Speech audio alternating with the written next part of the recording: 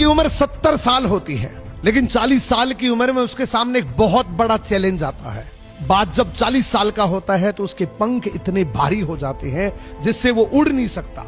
उसके पंजों के नाखून इतने बढ़ जाते हैं जिससे वो शिकार को पकड़ नहीं सकता। उसकी चोंच भी आगे से मुड़ जाती है जिससे वो किसी शिकार को खा नहीं सकता। अब यहाँ पर बाज के पास सिर्फ ये दो ही विकल्प होते हैं, या तो वो भूख से तड़प तड़प के मर जाए या फिर वो अपने आप को चेंज कर ले।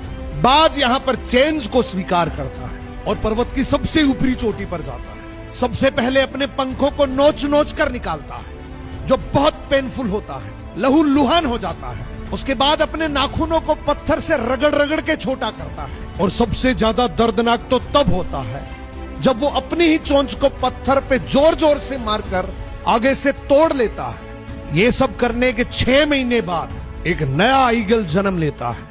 उसके नए पंख, नए पंजे, नई चोंच, और इससे वो अगले 30 साल तक मौज मस्ती से जीता है। तो बनना है तो बाज की तरह बनो। इसी तरीके से आपके जीवन में चाहे कोई भी प्रॉब्लम चल रही है, उस प्रॉब्लम से भागना नहीं है, खुद के अंदर कमी ढूंढो और उसका सुधार। आज की उम्र 70 साल होती है, लेकिन 40 साल की उम्र में उसके सामने एक बहुत बड़ा चैलेंज आता है।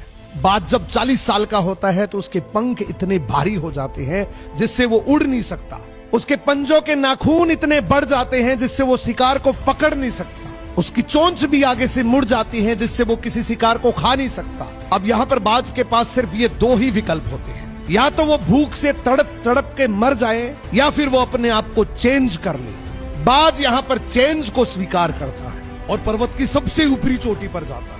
सबसे पहले अपने पंखों को नोच नोच कर निकालता है, जो बहुत पेनफुल होता है, लहू लुहान हो जाता है। उसके बाद अपने नाखूनों को पत्थर से रगड़ रगड़ के छोटा करता है और सबसे ज्यादा दर्दनाक तो तब होता है जब वो अपनी ही चोंच को पत्थर पे जोर जोर से मारकर आगे से तोड़ लेता है। ये सब करने के 6 महीने बाद एक नया ईगल जन्म लेता है। उसके नए पंख, नए पंजे, नई चोंच, और इससे वो अगले 30 साल तक मौज मस्ती से जीता है। तो बनना है तो बाज की तरह बनो। इसी तरीके से आपके जीवन में चाहे कोई भी प्रॉब्लम चल रही है, उस प्रॉब्लम से भागना नहीं है,